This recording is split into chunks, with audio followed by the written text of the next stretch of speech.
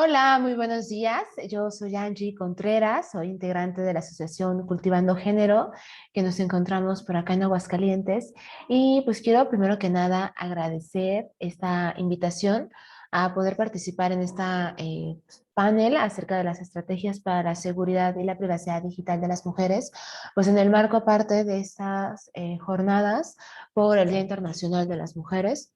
Y bueno, yo les voy a platicar un poco acerca de en la red No Navegas Sola, que es parte de las estrategias que hemos hecho desde Cultivando Género para poder acompañar la violencia digital en las niñas, en las adolescentes, acá en Aguascalientes, pero no es solamente en Aguascalientes, sino que estos documentos, trabajos que hemos realizado justamente tienen el objetivo de que puedan ser consultados por cualquier persona.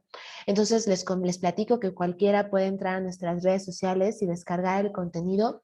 Todo nuestro contenido es gratuito, entonces solamente requieren que se descargue. Y si hay, por ejemplo, alguna de las imágenes que tenemos que la requieren en buena calidad, pues también nos la pueden solicitar vía correo electrónico y con mucho gusto se las compartimos, porque creemos eso, que la información debe de convertirse y más si es la información que busca el prevenir cualquier tipo de violencia. Y bueno, en la red Una Vega Sola es una guía y una campaña que hicimos el año pasado. Esta presentó formalmente en el marco del Día Internacional de la Juventud. ¿De dónde surge la red Navega Sola? Igualmente, en el 2020 hicimos una investigación que se llamó Chidas en línea. Es el nombre como comercial. Pero lo que buscó esta investigación fue poder escuchar cuál era la percepción que tenían las adolescentes entre los 12 y los 17 años mexicanas que hubieran pasado por violencia digital. Es decir, pues saber por qué tipo de violencia habían pasado, qué había pasado cuando se dio, cuáles son las consecuencias, sobre todo esto, medir y conocer las consecuencias que tiene la violencia digital al momento de vivirla, pero también después de. ¿Por qué? Porque seguramente cuando hablamos de violencia digital, y ustedes lo han escuchado, se sigue creyendo que la violencia digital no es real. ¿Por qué? Porque la violencia digital en un primer momento no deja una marca o no deja una huella. Claro, no nos va a salir un puño de la computadora, eso me queda claro, o el cable no va a cobrar vida. Pero la violencia digital se manifiesta desde otras formas, desde el sentimiento de dolor, desde el miedo, desde el temor a quien me está leyendo, pero también se manifiesta de forma emocional y psicológica. Si no se da el acompañamiento, si no se le cree a la persona que está pasando por esta violencia, la violencia va a incrementar. Y no solamente va a incrementar, se va a seguir repitiendo y repitiendo. ¿Por qué? Porque se queda ya en lo digital, en un espacio donde puede ser retomada y volverse a reproducir. Y fue justamente lo que observamos en Chidas en línea. En Chidas en línea además vimos otros datos que nos parecieron que son muy preocupantes. Primero, de todas las chicas que participaron, más del 30% no le cuentan a nadie cuando pasan por violencia digital. Y esto se debe a otros fenómenos que hemos visto en otros tipos de violencia. ¿Por qué? Porque ellas sienten que no les van a creer. Sienten culpa por lo que está pasando, porque pues fue su culpa. Yo para qué hacía, yo para qué decía, yo para qué compartía. Por lo tanto, me la merezco. Pero también sienten miedo y desconfianza de a qué le voy a contar y no me van a creer. Además de estas prácticas de revictimización que se dan, no solamente en las instituciones, sino que también las estamos replicando en los centros educativos y en las familias. Por ejemplo, en los centros educativos, el que no se tengan las reglas claras de cuál es el protocolo en caso de acoso, o que las escuelas consideren que la violencia digital no es competencia de la escuela porque no pasa en el perímetro geográfico de la escuela. Pues claro que no, porque Internet, uno de sus principios es que no tiene fronteras. Pero si esas agresiones se dan por parte de personas que forman parte de esta misma comunidad, claro que les corresponde el acompañar y el escuchar y el canalizar. También se da, por ejemplo, como decía, en las familias, con madres, padres, la familia cercana. Muchas de estas personas adultas consideran que son exageradas o que quieren llamar la atención. Y aquí hay un tema de brecha generacional muy importante. ¿Por qué? Porque generaciones adultas crecieron sin el Internet y sin la tecnología.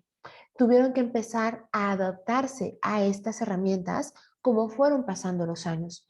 Y además se considera que las infancias y las adolescencias tienen ya la suficientes información para poder trabajar haciendo uso de esas herramientas. Y no es cierto.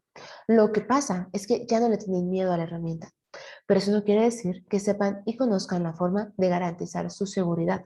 Y eso es algo que debemos hacer desde el acompañamiento de las madres y de los padres. Podemos desconfiar, podemos no saber cómo justamente maternar o criar desde lo virtual, pero tenemos que perder el miedo y justamente acercarnos para conocer cómo trabajan, qué hacen y qué se puede hacer desde cada una de estas plataformas. Y las chicas, regresando al estudio de chicas en línea, que participaron, que sí decidieron denunciar, por ejemplo, en alguna institución, dependencia, policía cibernética, etcétera, solo alcanzó el 1%. 1% todas estas instancias. Y ojo, había algo aquí muy importante.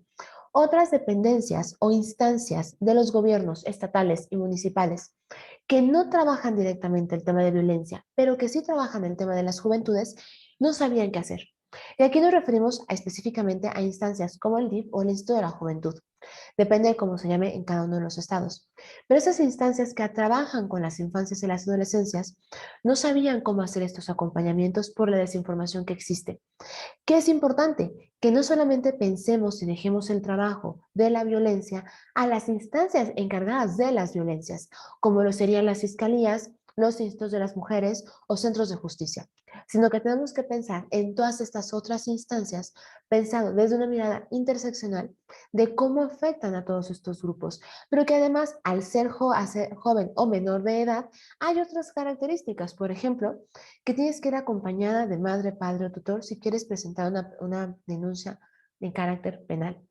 Y entonces, si estamos diciendo que más del 30% de las personas jóvenes no le contaron a nadie por el miedo, imagínense el proceso del saber que si quiere hacer algo, tiene que contarle a mamá. Es por eso que tenemos que tener otro tipo de herramientas que nos permitan acompañar. Y además también pasa algo muy importante. Las personas, sobre todo jóvenes, lo que ellas desean es que el contenido sea eliminado, es decir, todo ese hate, todos esos comentarios que se están difundiendo, lo que ellas buscan es que se elimine y poder continuar. Ahora, hay que hacer un paréntesis muy importante. Recordemos que Internet, su acceso es un derecho de todas las personas mexicanas. Esto a partir de la reforma que se hizo en materia de telecomunicaciones. Pero consideramos que las infancias y las adolescencias no tienen el desarrollo suficiente para poder acceder. Las niñas, niños, adolescentes también tienen derecho al acceso a Internet, a la banda ancha y a las tecnologías de la información y comunicación. Eso no exime que tiene que haber un tutelaje donde se considere en qué momentos pueden acercarse a cada una de estas herramientas. Pero debemos de recordar justamente eso. Las niñas, los niños y las personas adolescentes son sujetas de derechos y también justamente pueden participar desde estas herramientas, pero para eso necesitamos el acompañamiento de las personas adultas. Y el acompañamiento también implica hacerlo desde una mirada crítica hacia el contenido que se está consumiendo. Es decir, si yo tengo temor de que mi hija o mi hijo vea cierta información que puede vulnerarla, entonces tenemos esta confianza, uno, para platicar justamente del uso correcto que hay que hacer de estas herramientas, pero también ver con ellas y ellos el contenido. A ver, ¿por qué te causa risa un video donde se da un accidente? ¿O por qué te causa risa un video donde se están burlando de una persona de un pueblo originario? Ver el contenido con ellas y ellos y justamente preguntarles por qué consumen cierto contenido nos va a ayudar a que ellas y a ellos tengan una mirada justamente más crítica, pero también más apegada a derechos humanos. Y recordemos, tienen una habilidad hacia las herramientas, pero no por eso conocen, en muchos casos, por ejemplo, cómo tener una verificación de 2 pasos o una contraseña segura. Sé que las maternidades se les exige mucho, pero debemos justamente de acompañarnos. Si tengo dudas, mamá y papá, es válido que pregunten. Si no sé cómo funciona, es válido que pregunten. Hasta, ¿por qué no? Podrían preguntarle a sus hijas y a sus hijos cómo funciona algo y aprender de forma colectiva y colaborativa sobre el funcionamiento de estas redes y plataformas, que eso también es muy importante. ¿Qué otra cosa que vimos en Chidas en línea? Pues vimos las consecuencias. Al existir toda esta creencia que la violencia digital no era real, pues entonces se pensaba que las consecuencias que se tienen, pues justamente tampoco lo eran. ¿Por qué? Pues porque no, como les había comentado anteriormente, no dejan una marca. El tema con las consecuencias que hay en la violencia digital es que empiezan, así como le había dicho, de poco a poco. Empiezan desde esta violencia emocional y psicológica. Con esto no quiero decir que sean violencias mínimas o consecuencias mínimas. Toda consecuencia que se tiene a partir de una violencia debe de ser trabajada y debe de buscarse que la persona se encuentre bien. Pero empieza y va escalando y va escalando y va escalando. Pero además se ha normalizado. Es decir, que muchas de las conductas, prácticas y acciones que tenemos de lo virtual se piensa que es normal, porque es una forma en la que yo entonces puedo estar. Es como un intercambio. Yo puedo estar en tu plataforma, entonces pues alguien va a llegar a decirme algún comentario. Ahora, ¿cuáles son los tipos de violencia que más se difunden con las infancias y las adolescencias? Eso es importante aclarar. ¿Por qué? Porque se ha creído que la violencia digital es sinónimo de ciberbullying o ciberacoso. Y no. La violencia digital son las agresiones y violaciones que se dan haciendo uso de Internet, las redes sociales, las plataformas, los videojuegos y que tienen consecuencias en las vidas de las personas y que pueden llegar a violencia sexual, física o un feminicidio. Y esta violencia se puede dar de diferentes tipos. Les decía, se ha llegado a pensar que violencia digital es igual a ciberacoso o ciberbullying. Y no, son tipos distintos de violencia digital. Cuando hablamos de violencia digital, podemos hablar hasta de 13 tipos diferentes de formas de violencia digital, al menos. Esta es la categoría que hicieron las compañeras de luchadoras, pero ahí es muy importante fijarnos en este detalle. La violencia digital que más pasamos las mujeres es la que tiene que ver con el contenido sexual sobre nuestros cuerpos. ¿Por qué? Y ahí viene esa parte de los estereotipos que siguen reproduciéndose sobre las mujeres. Las mujeres tenemos que ser recatadas, calladitas, silenciosas y que nuestros cuerpos cubiertos. ¿Qué pasa cuando se ve una foto donde nos están quemando a una mujer porque están mandando unas fotos íntimas a su pareja? Pues entonces no cuestionamos quién es la persona que compartió las fotos, estamos cuestionando a la persona que sale en las fotos. ¿Por qué? Porque los cuerpos de las mujeres que se exponen, porque es desde el deseo y el gusto, entonces es más bien, es mal visto. Todos estos tipos, y también se da, por ejemplo, el hostigamiento, el acoso, las amenazas o la llamada sextorsión, que para fines legales sería la extorsión, ¿no? Y que tienen este fin de amenazar, amedrentar, asustar a ellas a partir de contenido sexual íntimo.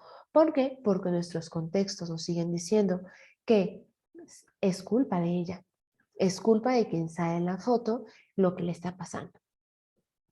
Una vez que hemos identificado todas estas violencias y las consecuencias que había, se hizo una ruta. ¿Cómo puedo yo acompañar a alguien que pasa por violencia digital? Lo primero y más importante es que tienen que recordar las 3 reglas de la escucha activa. Estas 3 reglas implican, primero, escuchar a la persona. Hacerle saber a la persona que estoy escuchando que le estoy escuchando, por ejemplo, con un movimiento de cabeza. También es importante que no se le interrumpa. Dejemos que ella hable. Pueden, por ejemplo, tener tiempos delimitados. Todas debemos tener 3 minutos para hablar y dejar que hablen, que expresen qué es lo que está sucediendo. Y posteriormente regresamos y hacemos tal vez alguna pregunta, pues que nos quedó con la duda, pero con el objetivo de clarificar y poder dar un buen acompañamiento. Y finalmente, esta parte que es muy también, esta parte, esta de no juzgarlas. Cuando estemos escuchando que alguien nos está contando un caso de violencia, no hay que juzgar, no hay que decirle, es que yo hubiera hecho esto o yo hubiera hecho otro. No, cada caso es distinto y cada persona busca las mejores formas para justamente qué hacer y cómo hacer. No podemos presionar a una compañera que decide en ese momento tal vez, pues, no hacer una denuncia desde una fiscalía. Si ella quiere en su momento nada más reportar con una plataforma, es válido, pero no podemos juzgarlas. Cada quien va a decidir, porque son nuestras vidas las que valen. Esta ruta de acompañamiento también implica que una vez que sabemos ya qué está pasando, tenemos que hacerle saber a la persona que estamos acompañando que está pasando por una violencia, nombrarla tal cual. No tengamos miedo a hablar de las violencias y, por lo tanto, hacerle saber que ella tiene derecho a una vida libre de ese tipo de violencias. Ya armamos la ruta. Armar la ruta del acompañamiento implica saber que ella e informarle que tiene diferentes opciones para elegir el acompañamiento. Puede ser solamente terapia psicológica, puede ser decirle a las redes sociales y a las plataformas que reporten y denuncien este contenido para que lo quiten. Puede ser también denunciar directamente en su centro escolar o laboral. Pero también pueden ir, por ejemplo, a una fiscalía o un centro de justicia, dependerá del que ustedes tengan en Zacatecas, para justamente que les acompañen y les orienten. Recuerden, pues, que nuestra seguridad digital es lo más importante. La seguridad digital, a partir justamente de las violencias y de esa perspectiva que hemos usado para las infancias y las adolescencias, es importante que recordemos que nuestra seguridad es primero, pero también recordar que hay tips muy básicos que nos pueden ayudar justamente a tener una buena seguridad. Por ejemplo, contraseñas seguras, verificación de 2 pasos, el antivirus, no abrir links desconocidos, ¿no? Y finalmente, el tener un respaldo de nuestra información que tenemos en nuestro equipo de cómputo o en el celular. Esto es muy importante. Recuerden, la seguridad no solamente depende de lo que yo hago como persona, depende de otros factores, depende de las empresas, depende de la forma en la que atiendan, por ejemplo, en la fiscalía o en la policía cibernética. Pero sí debemos de repensar cómo estamos justamente cuidando a otras personas desde lo digital. Por ejemplo, se toman una foto en una reunión que tuvieron la noche anterior y la publican. Y al publicarla, no le preguntan a las personas que salen en la foto si querían o no querían que esta foto fuera publicada. Desde ahí, por ejemplo, estamos cuidando a las otras personas. Preguntarle también es válido y forma parte de nuestra seguridad digital. Yo espero que esta charla haya sido de su interés. Si quieren contactarme o platicar más, etcétera, pueden encontrarnos en redes sociales, en Twitter como Cultivando AC, en Instagram como Cultivando Género. También nos pueden encontrar por correo electrónico como cultivandogénero@gmail.com. Muchísimas gracias por la invitación y espero que esto haya sido de total interés para ustedes. Gracias.